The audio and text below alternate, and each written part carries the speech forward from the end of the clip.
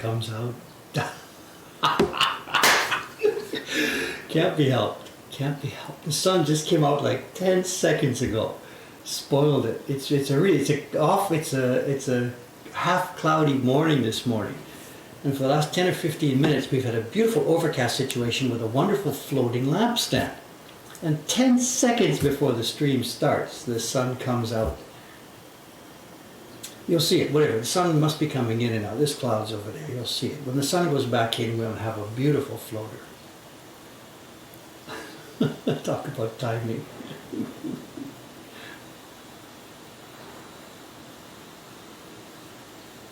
Can't be helped. Talk about bad timing. 10 seconds. Literally 10 seconds. It'll come back. Good morning, gang. Good morning. Okay, we've been busy. Things are going on here. Can't wait for the streams to do the work. So, paper is out. One lonely package of paper is out. Yes, one lonely package of paper. Okay, you know what's going on. I guess you didn't see it finished. I don't remember where we got to on the last stream itself. I was cutting the outlines of this thing. Later on, I cut the inside. There's a double line here. Then when the block was ready with all the outlines cut, I tried as much as I could to cut the inside line too, where I could clear it, because it would be really difficult to cut that after the sheet of paper is glued onto it, as you see here. And then I did one this morning, about an hour ago. I put the first one down and started cutting it, getting my chisel sharp and stuff like that. I saved one so that we can do it this morning on the stream. We have the second one of John's images. We'll be pasting this one down this morning. I'll do that, I think, towards the end of the stream. So you see what we've done? See, the key lines are down here. There's no beautiful peel here because we're at the edges. You can't peel off towards the edges. So I just roughly peeled with my finger, bit by bit, just to get some of the paper back. We'll do it as I go into each area. And here we go. Let's just pick up and get carving. Other than that, Tokyo is thankfully quite quiet. Not as quiet as it should be, but much quieter than it has been.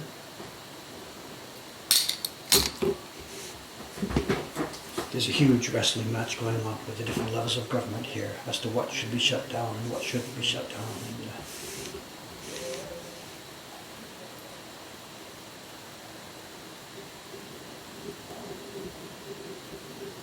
And the bars and restaurants were still, again last night, we're still open here.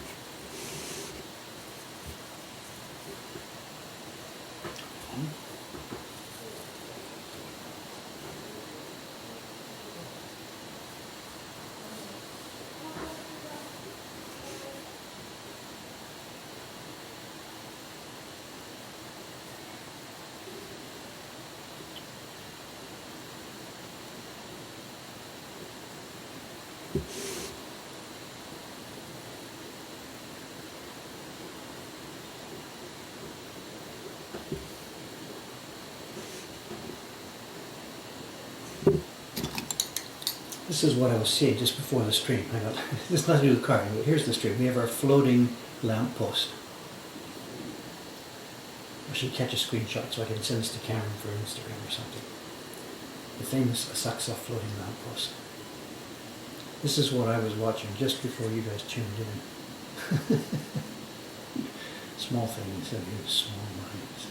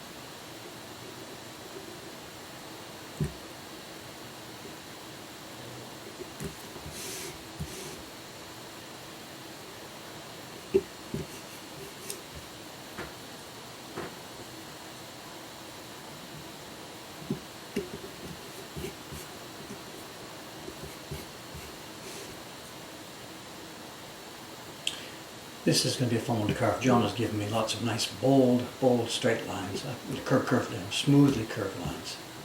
And they're good fun to carve. Very clean work.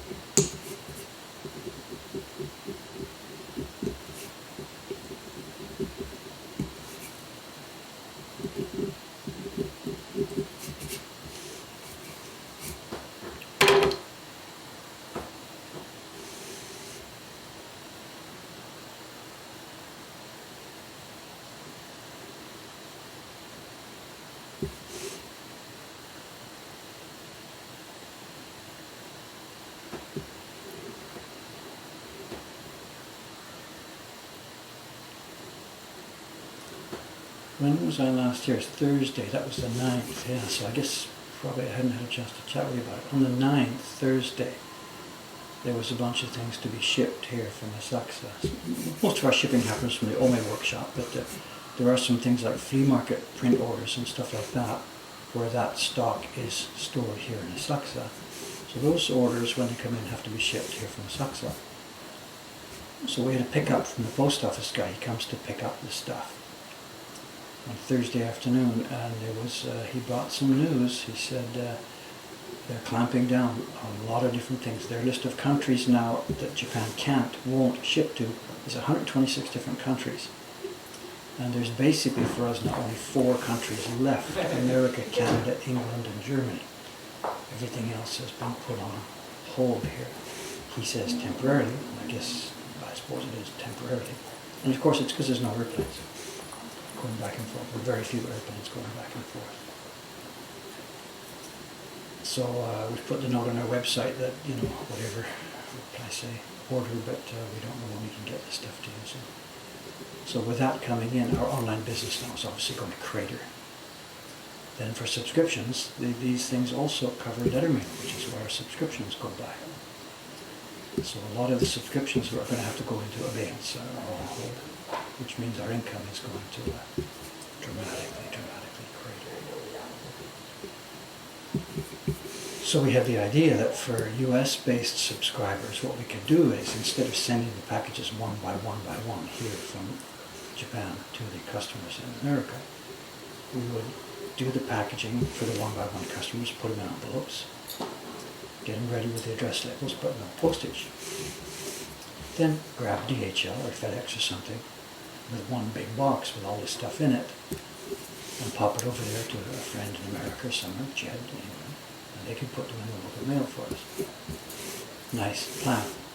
DHL is not accepting new customers right now. They're way backlogged. They're in trouble too. So much for that plan.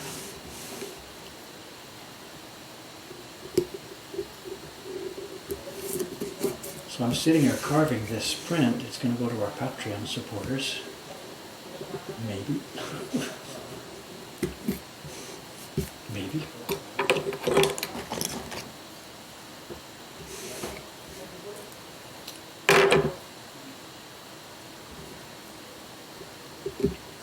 Whatever, all we can do at the moment is just sort of keep on.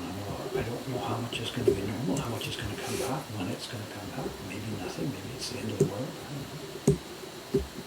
I can't go crawling the hole yet. We're just trying as much as we can to keep these things together.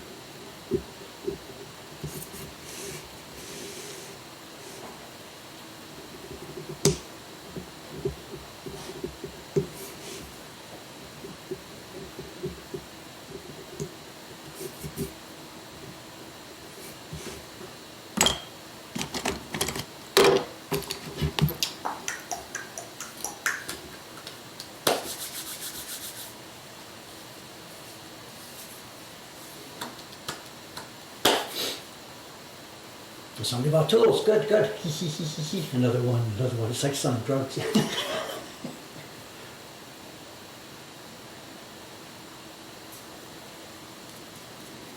Someone says, hopefully it lasts for only a few weeks. I wish I was that much of an optimist. I'm usually an optimist about life, but this one is not. This could be the whatever. On a practical basis, our business here, our successful business is based on tourists visiting Japan. And there's no way that's coming back in a few weeks. That cannot possibly come back to life, that kind of a business, until there's a vaccine for this virus. Nobody's going to get on airplanes anymore. There will be no casual tourism around the world when you're worried about catching a disease. So once there's a vaccine and we're sort of all, quote unquote, all immunized against this, then we can start gathering together and having things like tourism. But that is a hugely long distance away in the future. So our normal business model here has been destroyed for the foreseeable future.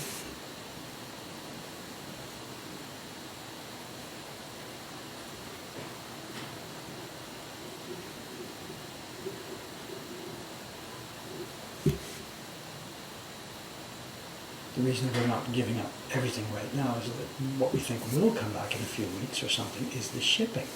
Presumably all these transportation companies are working on it, trying to get alternatives for passenger planes. They're going to get freight planes or something. Presumably the shipping could come back before normal social behavior comes back. Because I need the shipping. I can do without the tourists as long as we can ship prints around the world. But if the shipping stays down for a long period of time, that's it. We're toast. And not to mention, on top of that, of course, customers. People have all lost their jobs. They're not going to buy prints. So it's three things. We've sort of taken a triple punch here. The lack of airplanes, lack of tourist business, then the shipping problems, getting our stuff out around the world, and then the third is people, not being able to move forward products, of course. So it's kind of, for us, it's a triple punch. Anyway, we're going to keep at for the moment. Nothing else for us to do, just try and hang in there and see how it goes.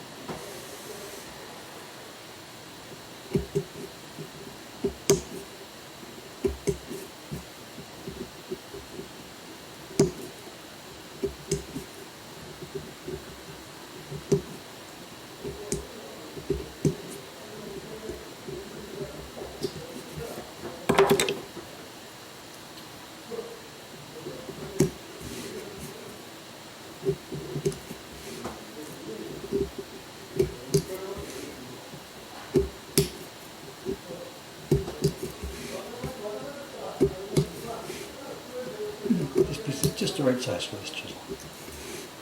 Thanks, John.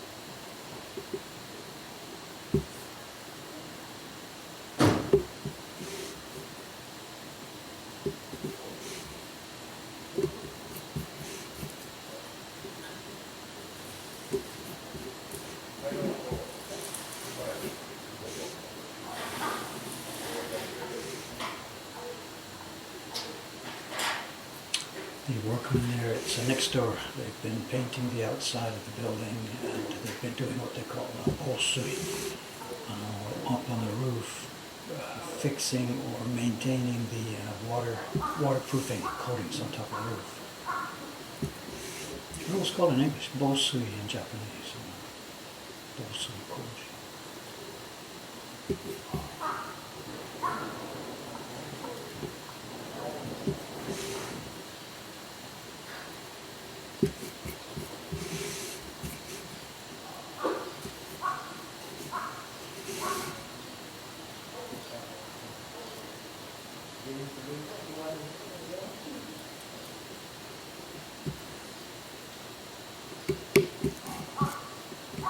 Waterproofing.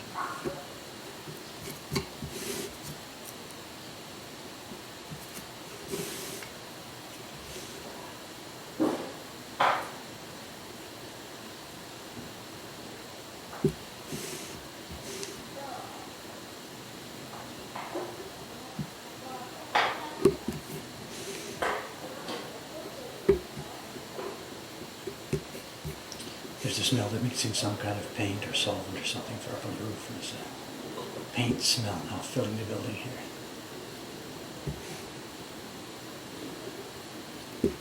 Paint / solvent kind of a smell.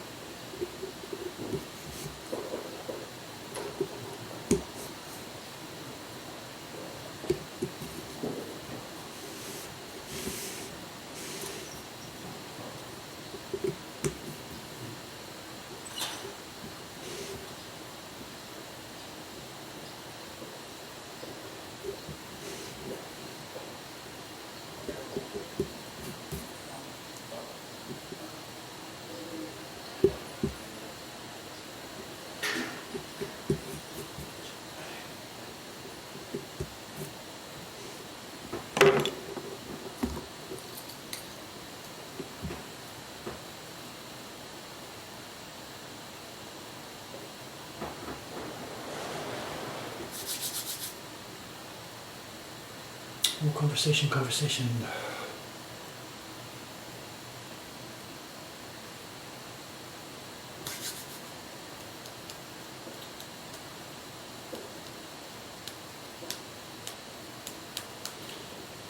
Yeah, the Sensoji question, actually, the way the money flows here, we pay our rent to the lady who owns this building, and she in turn pays to Sensoji the lease, or whatever you would call it. That's not the word they use, for the land itself. Actually, turns out that that's not so much. I don't know the actual percentage, but probably 5 or 10 or maybe 15% or so of the rent we pay ends up flowing through to the temple. It's not so much the proportion of the rent we pay, actually. Some areas it's much more. Over in front of the temple, that row of shops that goes up the street to the temple, there was sort of a, not recently, this is 2 or 3 years ago or something, there was a real kerfuffle. Sensoji raised the rents dramatically because of the huge influx in tourist business. Those shops, which for quite a number of years had been sleeping, are doing gangbuster business. This is going back 2 or 3 years. So Sensoji saw this and I guess rubbed their hands and sort of put the rents up. And then there wasn't a rent strike, but there was a huge blowback. These are people trying to make a living, paying taxes. Sensoji, of course, doesn't make a living, pays no taxes. It's just like the rent holder, So there was quite a lot of blowback. I don't know much of the details about the inside of it because this is stuff that's not really discussed in public. There's no newspaper stories about things like this.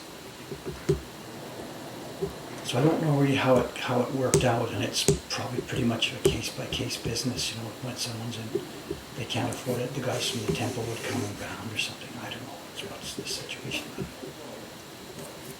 But for us, it's no good yelling at Sensoji about being the people who need to let go, because in our case here, it's not, most of our rent burden is not from the temple, although a chunk of it is. But having said all that, we are not in a bad rent situation. Yes, we're in a high rent district, but our landlady is extremely cooperative, extremely helpful. So far, we haven't approached her about this problem yet. But she is helpful, cooperative, not a money-grubbing type at all. And when push does come to shove soon, and we do go and talk to her, I think we'll get some help there. I think. We'll see how it goes. There's a real reason I haven't gone to talk to her yet, because I am almost sure that she doesn't even know there's a problem yet. There's a lot of denial here, a lot of lack of information. The guy across the street, we've talked about this before, this is nothing, it's just a few days, it's the flu, whatever, screw it all. So a lot of people do not get this, and she quite possibly is one of those. So I'm going to wait. I can't say wait till there's bodies in the streets before I go and talk to her, but it has to be clearly publicly acknowledged that there's a bigger problem before I do go and talk to her about this.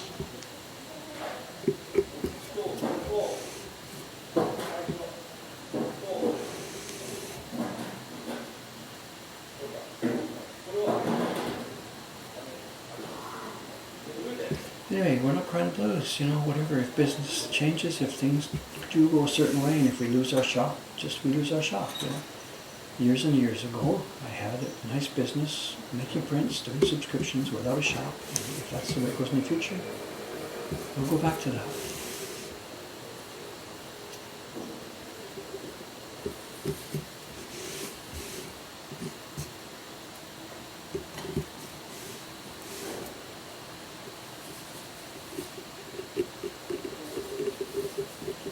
All things must pass name.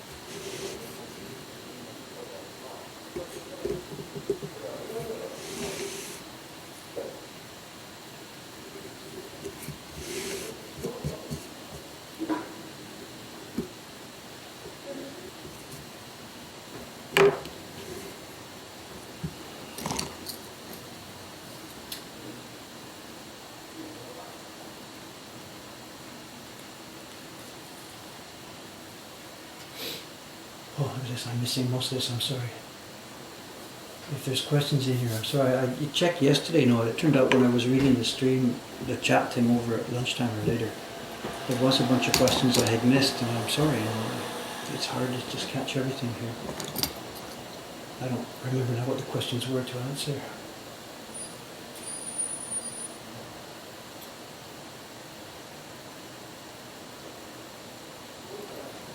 Yeah, the relief payments and stuff are inconsequential.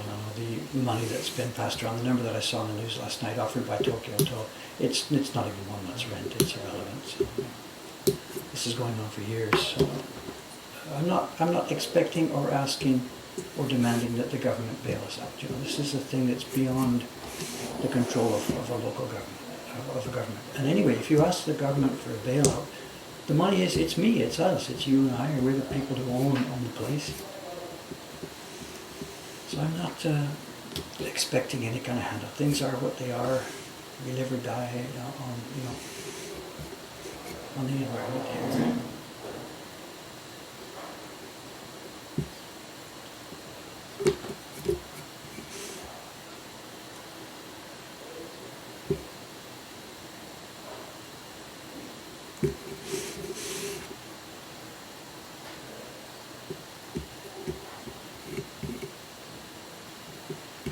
I wasn't meaning that there shouldn't be handouts and support, because for some people clearly it's somebody in an employment situation where their company who employs them has collapsed and all of a sudden they're in trouble. Of course we need welfare support and help for people in this kind of situations. You know. My own thought about this as a company, as Dave's business venture here, I don't think that sort of needs or should get support. I don't know. It's a mixed situation. Individuals can help get a lifeline, absolutely, especially in places where there's no medical insurance and stuff like that. But me here to support our dream and our company, I won't be looking for a handout for that.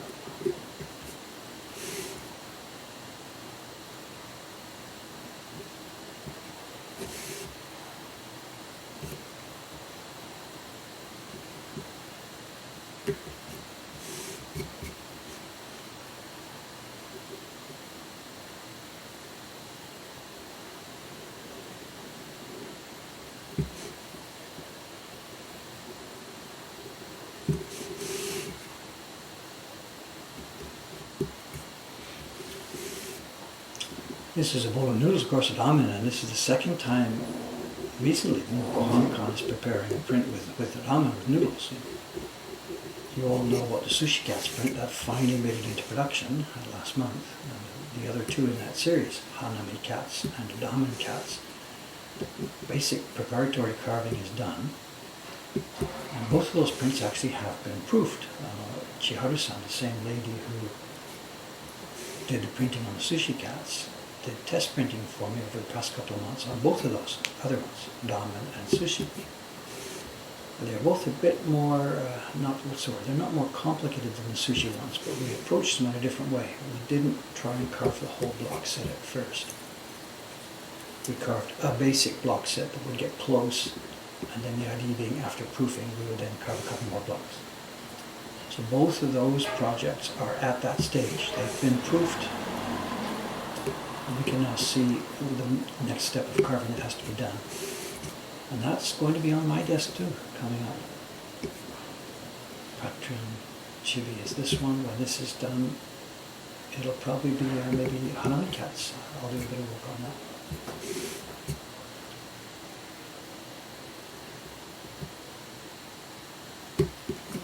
And then Ramen Cats. So maybe I'll be carving lots of ramen this year.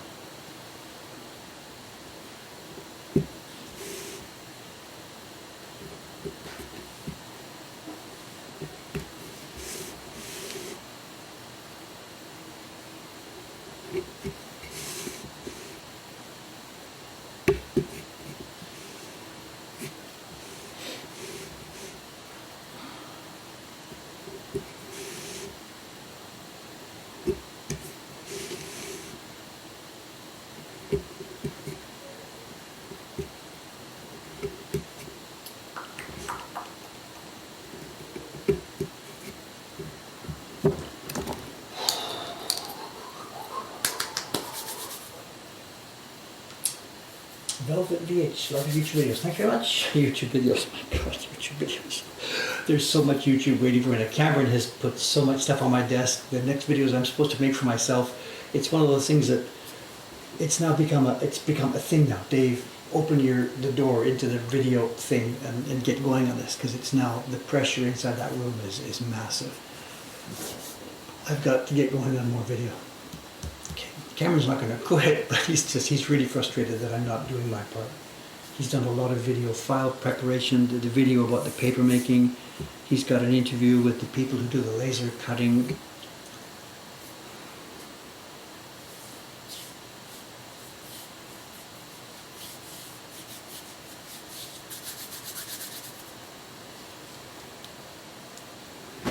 Cameron, I wonder what, he might be watching this morning. I don't know, is it weekend? Probably not, but they're about to have their baby next week. He's in the middle of a pandemic.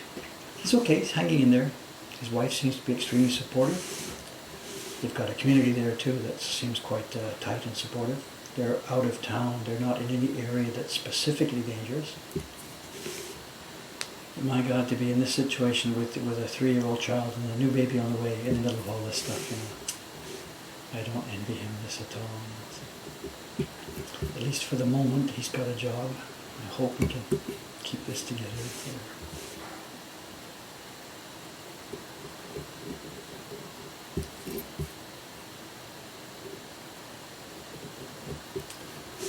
Cameron's job, he's sort of I can't say the control center, I'm not sure what to say. For all the things like invoicing and paperwork and communication between the teams and stuff like that, it all goes through Cameron. Cameron's the guy in the middle of all that. We have semi-automated software for our bookkeeping, but still it all goes through him. Every order comes in, every subscription payment, whatever, stuff like this, comes through his machine there. He rides herd on it and watches it and prepares it.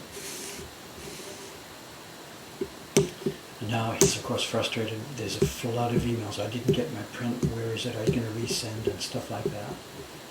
And in the past meaning up until yesterday or whatever, we did resend quite a lot. What we would find is someone's subscription print wouldn't arrive, or they'd get number 2 and number 3, didn't get number 4, they'd get number 5 and number 6. And by the time they've got number 6, number 4 doesn't show up. So we're sort of, what shall we do, what shall we do? A lot of the subscription prints are too small to have tracking. It's expensive to send at a shipping level where there's tracking. So most of the subscription prints just go by airmail with no tracking. So before this current disaster, we were pretty flexible. If it looks like something really has got lost, we would send a replacement or something. And then almost inevitably what happened was a month or 2 months later or something, the lost print either arrived or it bounced back here. So no problem, the print was recovered, the person got their package. But now we're in a different situation. Stuff is getting lost and missing. Of course, there's bags of mail just sitting in post offices here and there, everywhere. So people are writing in, I didn't get my print, what are you going to do about it? And of course, at the moment, all we can say is one thing, look, please, let's just hold on for a while. Our experience shows that almost certainly it will show up. Just please wait a little bit. So he's going to have this massive file of emails and missing prints and whatever to take care of. Little oops moment there. Never yours, right?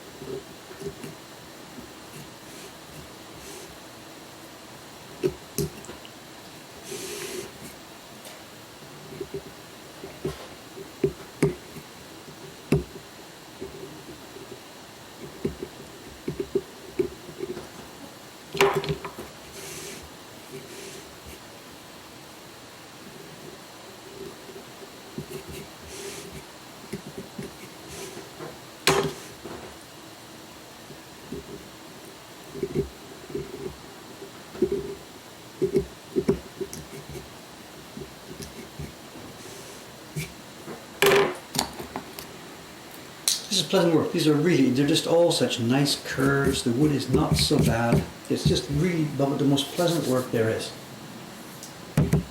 About the most pleasant work it is. Where are we here? Whoa, whoa, whoa,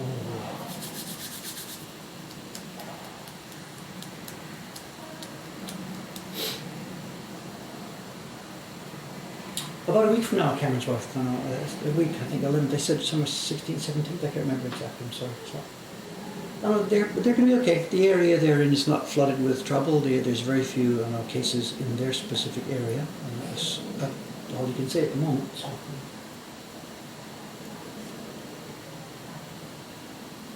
No, this isn't boxwood. This is cherry. This is cherry. The piece I'm carving here now. Somebody said it's from the poets. Oh yes, it is. It's a poet's block. Yeah. It's from the. Where are we here? I can't see. HY. It's so it's 1989. The piece of wood. That's an estimate. We don't quite know. That's an estimate. It's back from the early years of the Poets series.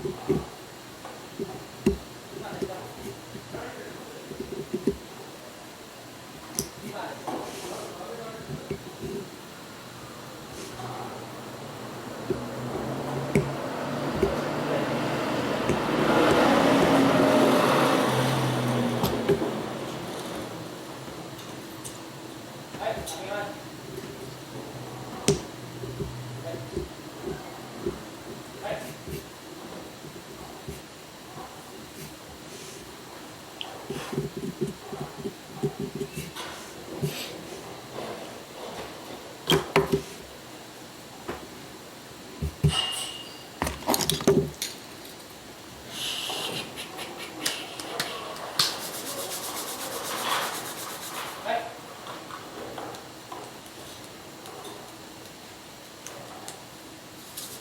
I was talking about making an order from the shop soon. I will thank you for thinking about this. Please check on this on the website, on the shopping cart. We've got an update on what we can ship and what we can't ship.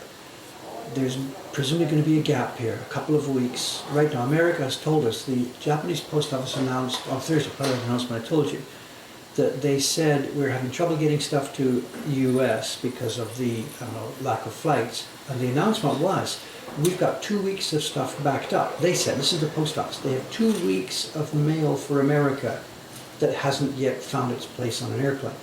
So that's what they were telling us. Please think twice about shipping to America, because anyway, we're already backed up for 2 weeks trying to find space on airplanes.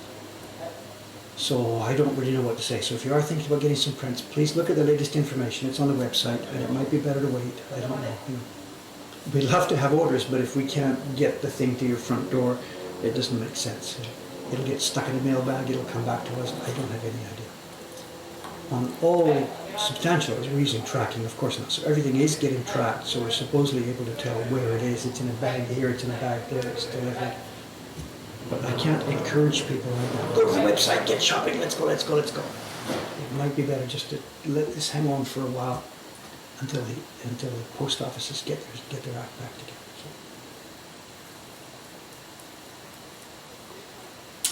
So. Okay, Mr. Flyfish, I think you have a problem with your little plan here. You said you've got a 1mm knife, which is sort of something. Did you say a knife, or I'm not sure what you mean. We've got knives, as in knives, and we've got chisels, as in chisels. This is a 1mm chisel, Aiseki. This is a 4.5mm knife.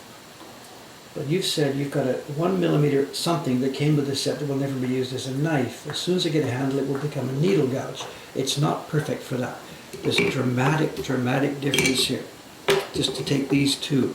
This Aiseki chisel is made from nice Japanese steel in 2 layers. A very hard steel at the back for sharpening, and a softer steel at the front side for support. When we sharpen this, it's the hard steel that ends up touching and doing the cutting. And I can press and pull and whatever to a certain degree, but this thing would break. If I push down too hard on this, this will snap. The spring steel I use for my picker is not Japanese knife steel. It's an old sewing machine needle. It's a kind of stainless steel. And I tell you, if I put this at the edge of the table or something, I could jump on it, it wouldn't break. I cannot physically break this. So I can poke and poke and poke and poke and poke and pry and pick and pick and pick. It won't break. But this chisel, it's designed for cutting. If I tried poking and picking, it's going to snap in half. So your idea of repurposing a normal type Japanese blade of some kind, and grinding it down into this shape, it ain't going to work. It's going to break. You need a piece of like spring steel, or like you can see the groove on the top? See the groove on the top? What this is, this was an industrial sewing machine needle, the kind they use for making a strong canvas work and something. And that groove there is where the thread used to run down the inside of the needle and out the top of the needle, where there was an actual needle hole at the top. I tell you, I couldn't break this thing if I tried.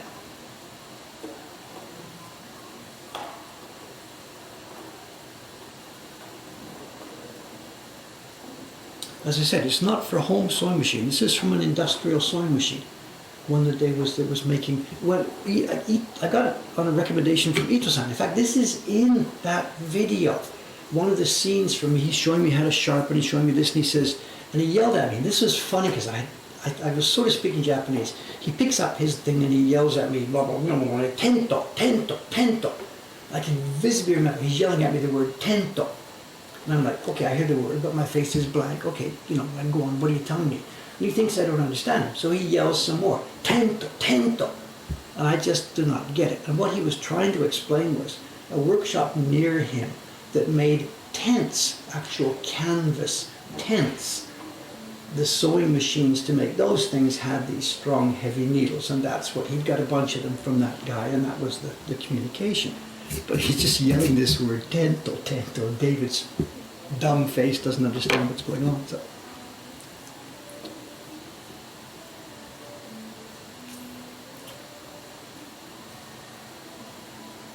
So you're just leather needle gouges. Yeah, maybe that's it. Something for sewing leather. Anyway, I just wanted to interfere because you said you're going to make something from a normal knife just because it's a thin one. It's really, really breakable. Really, really breakable.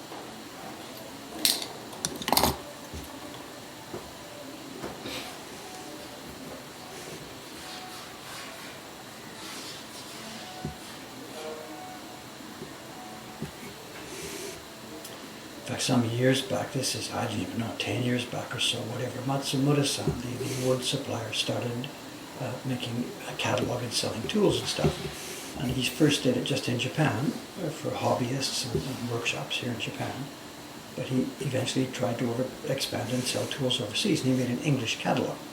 He still has this, of course. He's got a website, everything in English, blah, blah, blah. But when he was first selling overseas in an English catalog, I was one of the people in the background helping him with translation of the catalog. I've never worked for Matsumura-san, but the lady I spent time with, my girlfriend, she was helping him do his English translations. So I would assist her in the translation and stuff. So I was part of the chain of Matsumura-san getting his catalog up and running. So he started his catalogs and he would put in things like a selection of knives like this. This is 4.5.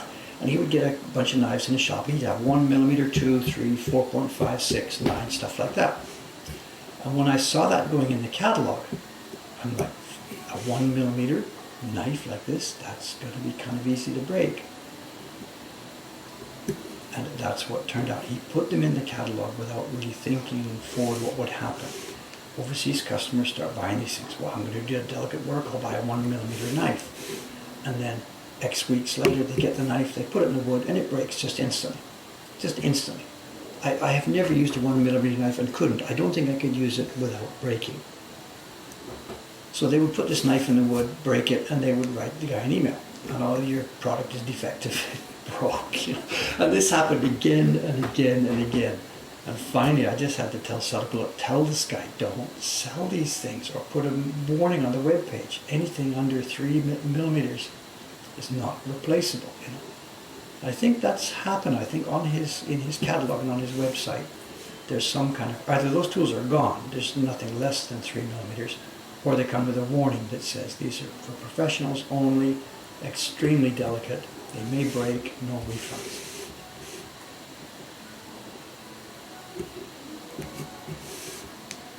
A 1mm knife like this, that becomes basically a surgical tool. There's no way you can use it just for hacking like this. Chop, chop, chop, chop, chop. The only possible use would be some delicate hair, ready, and that's it. It's not for normal daily cutting with hardwoods. I've never owned one. I can't imagine why I would ever own such a thing.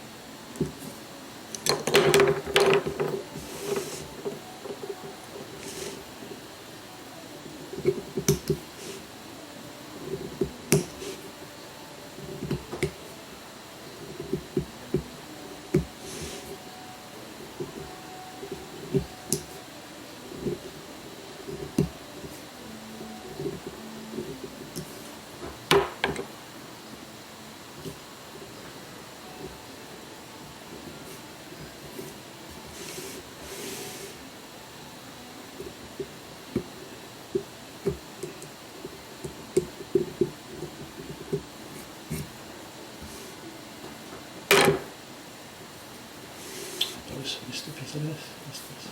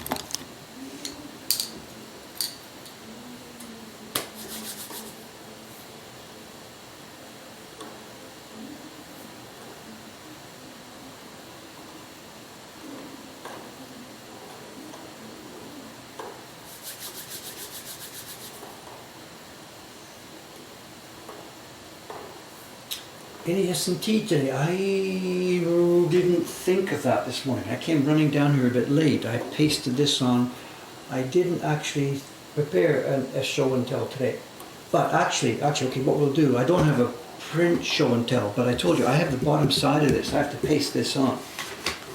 So let's save that work for the last few minutes of the stream here. So instead of an actual bag of prints here, I'm sorry about that. So good. No, it was a bit of a rush this morning. I still haven't had breakfast either too, so. And if I don't get my breakfast, you don't get a show and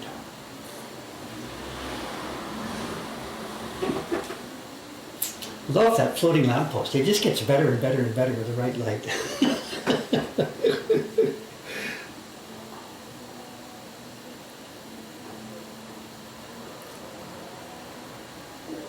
Love that post. That guy down the street runs a coffee shop. It's open, of course. They're going to be opening soon. The lady in front of them. So. It's chilly here. Look at this lady. It's quite chilly here this morning still, you know. You saw some bright sunshine earlier, but it's still a little bit chilly here. It's that season, April. April can go either way. Any given day could go either way.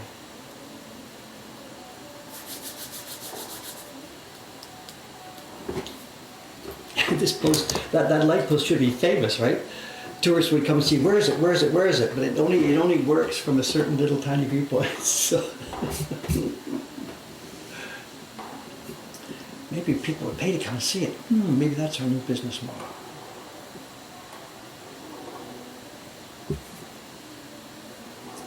It's funny too because the grate in front, the thing that looks like the base of the post, it's a rectangular metal grate in the sidewalk, and that's the NTT access box. That's where the optical fiber junction box is. So when we finally, after months of being here, struggling to get a connection, in most buildings the telephone company has an access line running right into each building. But this building predates that system, so there's no access line for it. So what we finally convinced them to do, they went into that junction box, ran our optical fiber cable into the conduits that are inside that box to the building to the east side of us. That has an access pipe coming up from the ground. And they got the line that far, and then they're looking at me like, well, that's all that we can do. This is next door. You're going to have to talk to these people about this. And in normal circumstances, the phone company will not do the next step. They will not run a phone line or an optical fiber line across one property to get to another. They can't do that. What if the middle property, tears their building down or has a renovation or something? My wire's in the middle of it. So I went to the owner of next door, hat in hand, and said, I have a problem. I'm trying to run a business, blah, blah, blah. This girl, she'd never met me, and she's like, oh, Jesus, if we put it there, it just becomes a problem. I want to do renovation, but I'm like, renovation house, whatever. And she let us do it. So our optical fiber comes from that box you see on the floor here. It goes under in the conduits underneath, comes up into the pipe, the shop next to us, and it runs across the front of the building. The shoe store, it was a shoe store, now it's a kimono store, runs across a little black optical fiber, taped to the front of their building. And then it gets to us, and we drilled it, and it came into our building. So 2 weeks ago, these guys started doing the painting of that building. I see the trucks roll up, I see the scaffolding, and Dave just has a bird. Oh my God, here we are. We've been waiting for this for 5 years. The day someone says, what's this thing? Get this out of my way, we gotta do painting here, So I grabbed the guys right away while they're still setting up the scaffolding. And I'd find the leader of the crew and ask him, and he's like, oh. So, but it's okay. They were real nice guys. They said, okay, we'll be careful. And they did. They did the painting, and they did the painting around it, and they just left my optical fiber there with the screws drilling into their wall.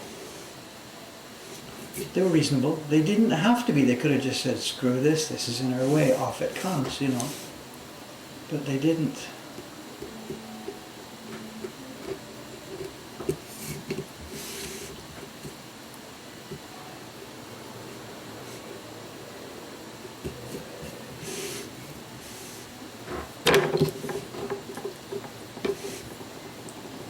even while that was going on, they're up on the roof now with the ceiling, but even while the wall part was going on, I was still worried because some other workman comes along, you know, there's 6, 7, 8 guys in the team, and even though the boss has been told, or, you know, he knows, let's leave that alone, any guy in the team could have just seen that and just ripped it out of the way, you know. But the guy did the right thing. He told his guys what to do and leave it alone, and we're good to go. Lucky, lucky, lucky.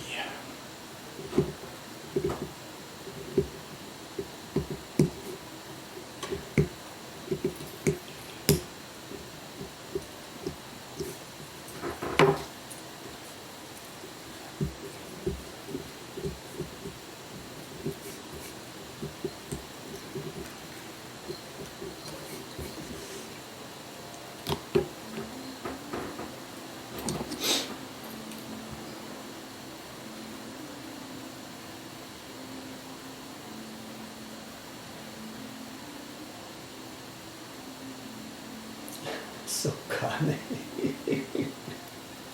Yeah, it's like I didn't think about that. Actually, it's simple. It's funny. Dave doesn't think like that. Actually, that's a great idea. I should have. Should I have or not? You know, when you start looking like you're trying to bribe people, the whole mood changes. You know, I just asked for a common sense favor. That's an interesting point. Should I have? Yeah, it's not too late. You know, they're going to be wrapping it up sometime next couple of days. Maybe what I should do then is take one of those bottles out there, you know. Thanks for thinking of us while you were doing this work, you know. Yeah. Dave doesn't think about that sort of thing enough.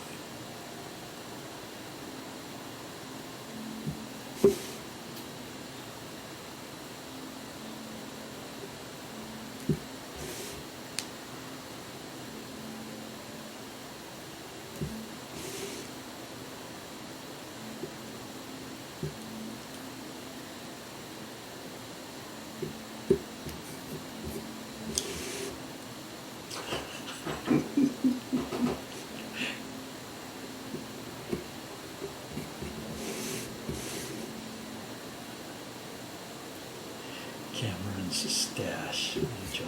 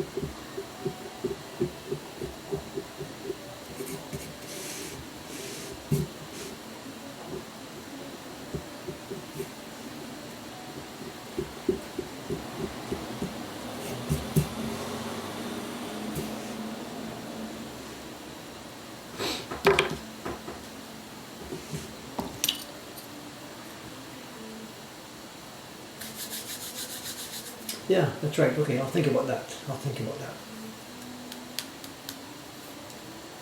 Got your Patreon Chibi a few days ago. It arrived, it arrived. This is the next one. This is the 2020 Patreon Chibis coming to life as we watch. Thank you very much for your support. Oh, thank you, thank you, thank you. Spy Beacon. It's to make you hungry. This is ramen show, it's not miso soup. It's ramen. Kana? Or maybe actually, am I misrepresenting what this is? Interesting. This is soupy, isn't it? Actually, I didn't even think clearly about it.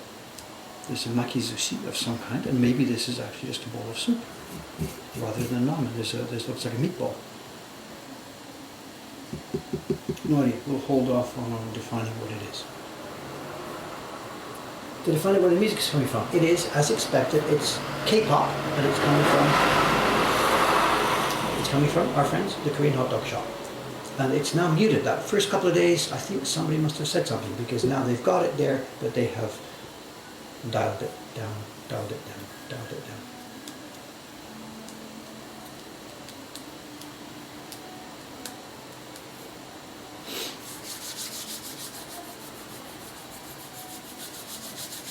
Hope to visit the shop soon. Please put that on hold. There is no shop at the moment. We are closed, absolutely closed.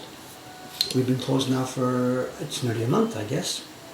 And no definite announcement on this, but if this situation continues for a few more months, there will be no shop. We will be returning our lease and moving back to an online business. There's a number of reasons about this. Of course, we don't anticipate the tourist business coming back in any near framework. And to maintain a 3-story building when we don't have any use for it, the printers can all work at home, to pay the stunning cost of running the building here, it's just not possible. So it could be that the Asakusa shop has seen its last days. I don't know. I'm not, we don't know. Just we don't know.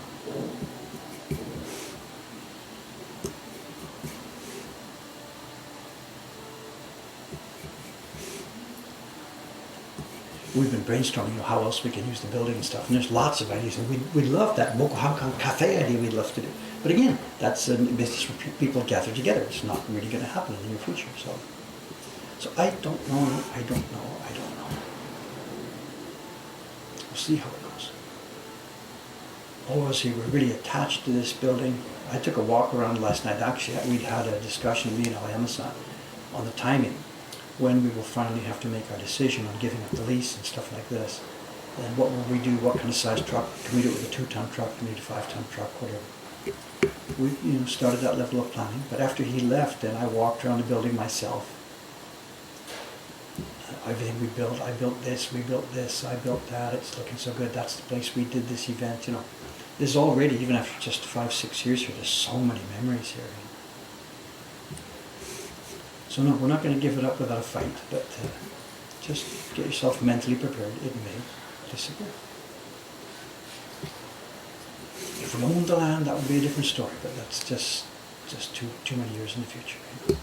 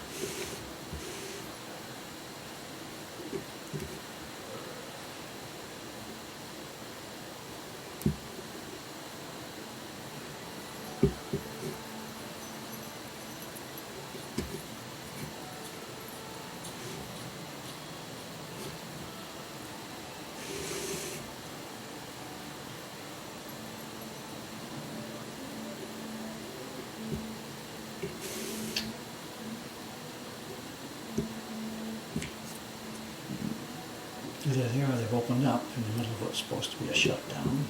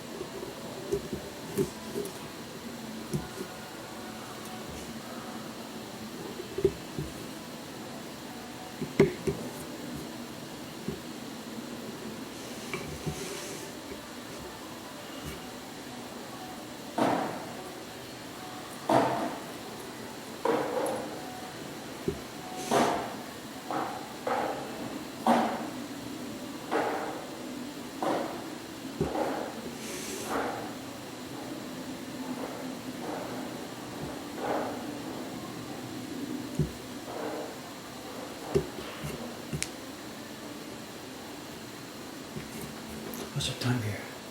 Oh. If we're going to paste that, we're going to get going on it. Time's at 9:17. Yes.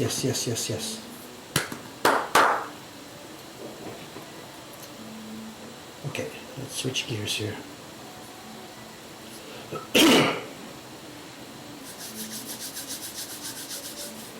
Okay, let's get this pasted down. The last few minutes of our stream here, put the carbon knife away for a few minutes. I don't know how much I need to explain. Might be new people here, whatever, I don't know. Anyway, let's just get into this. What we've got is, because I hadn't received the image from John in time to get started, it's not to blame him, whatever. So while I was waiting for the design, I started with the carving here, getting some of the dead work done. The border line and the double border line, I got those carved in places. You can see I've left some spots here because I knew the rough concept of the design that was coming. So I left some places here where John's design was going to bang up against the border. And I did this yesterday. I finally got this printed out, and my job now is this dumpy, which we normally just slap on the registration marks. I have to now figure out where this goes, line it up, and glue it down. I was just trying to do this a few minutes before the stream started here. Let me change my close-up glasses.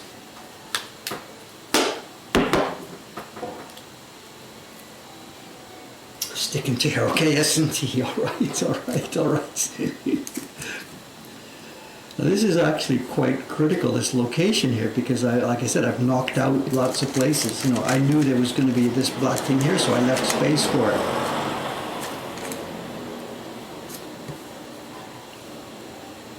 And it's the barren at the bottom that comes down. Ooh, be careful. This is not going to be trivial to do this,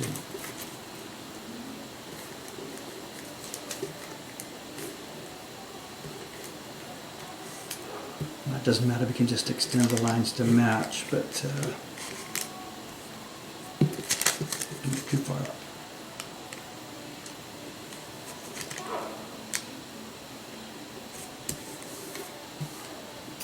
And this is only a photocopy. If I screw it up, I can wash it off and go back and make another one and start again. But let's try and get it right.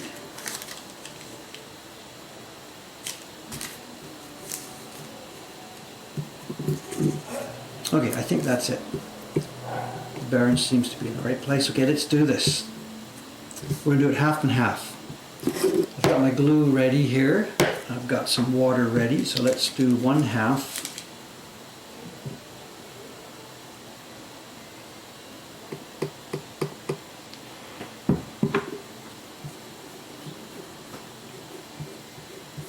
lightly moisten the wood. If I put the glue straight on the wood, it just sticks in on those lines. Lightly moisten the wood.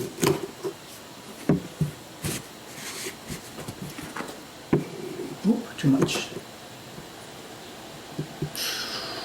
Too much. Let's get rid of some of this.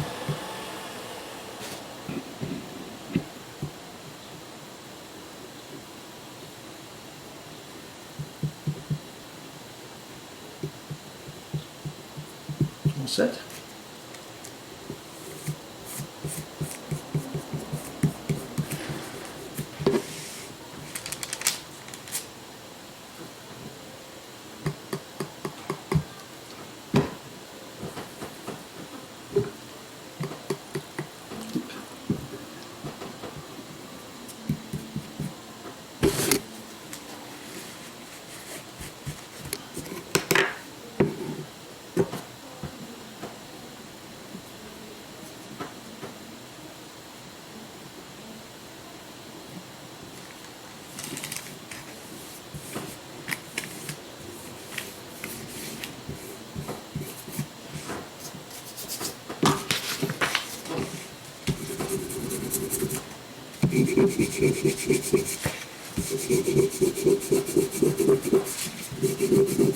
And before you even start talking about it, there is going to be no peel here. There's going to be no single peel. We just don't do it like this.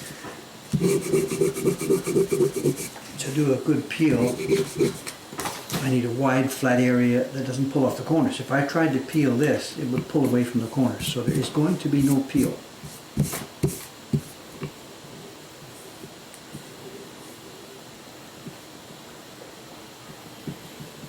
What we're going to do is just what I did with this one. You'll see, just give me a minute.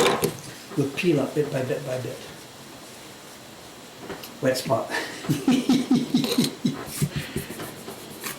haven't seen a wet spot in years.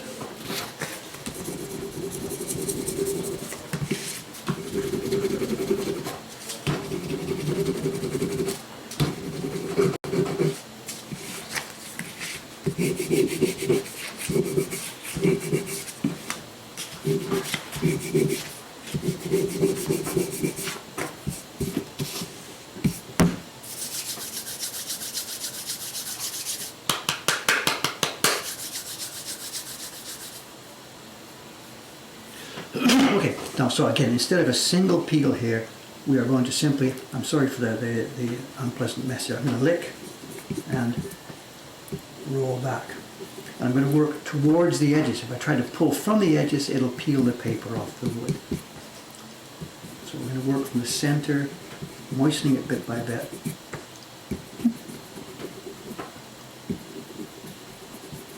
This gumpy is just going to dissolve.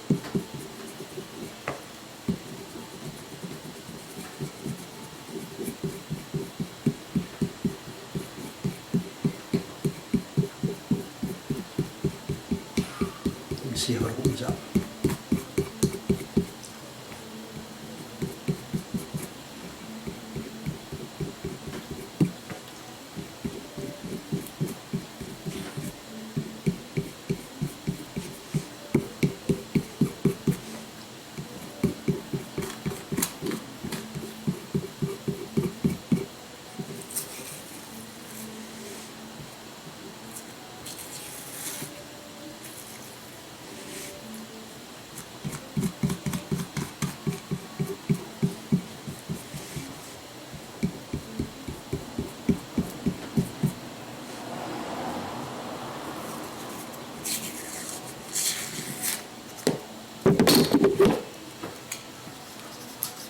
See, if I try to peel that, it would pull it right off the wood. So we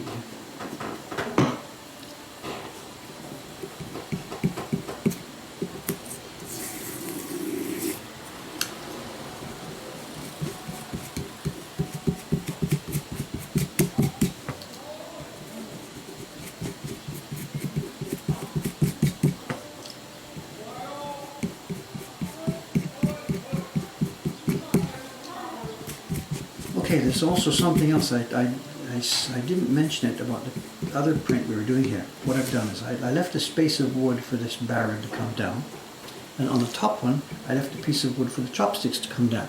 But I made a bit of a screw up here. I don't know if you can see it. If I push my finger in. When I was carving yesterday, the outlines on the little ledge, I cut too much off the inside here. I'd forgotten there was a shadow for the chopsticks. So what's going to happen, there will be a border outline for the print that will bump up to the chopstick.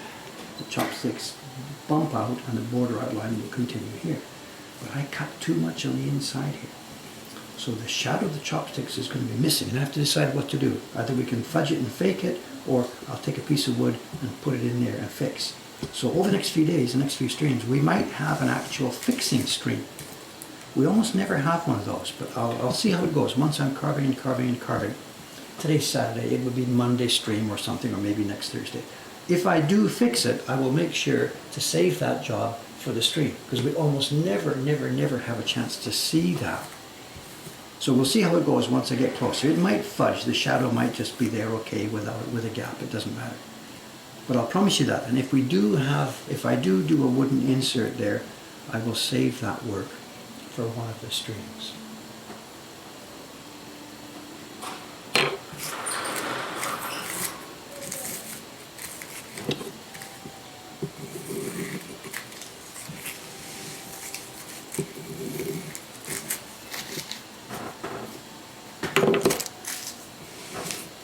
I nearly pulled away too much there.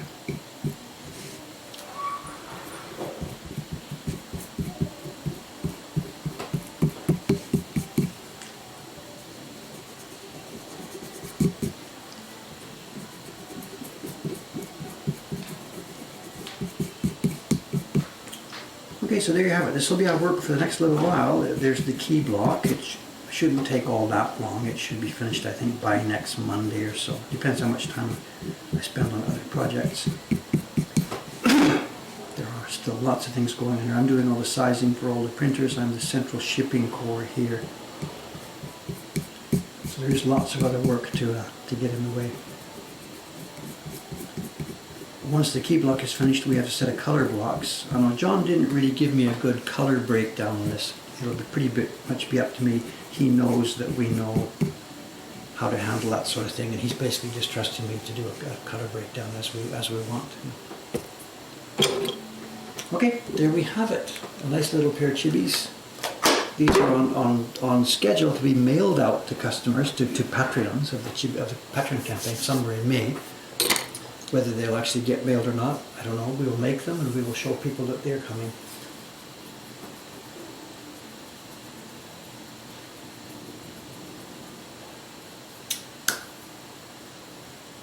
Okay, here we go.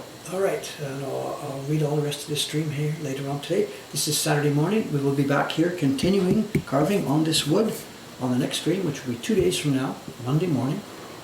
And after that, Thursday, and then Saturday, around and around we go. Thanks very much for watching, and we're hunkering down here. I'm quite happy and peaceful. The parties were getting quite an overload for me, and to have a rest from print parties is actually, I am not personally crying about this. I'm enjoying life. It's very peaceful for me. Lots of work to do, balancing our budgets, trying to figure out the future. We have no idea where it's all going to go. At the moment, we're all healthy. Nobody that I know of in our group here has got sick or is in danger of getting sick. I myself, I don't go to restaurants anymore. I just hunker down here, get my food delivered, curry rice, whatever. So far, so good. We're hanging in there. Thanks very much for the words of support and the encouragement and everything that's going in. And where this is going to take us, no idea. We'll just fly with it. Okay, see you Monday morning. Thanks very much. Should I pop up the outside view? No, no point. Nobody's there. Nothing's going on.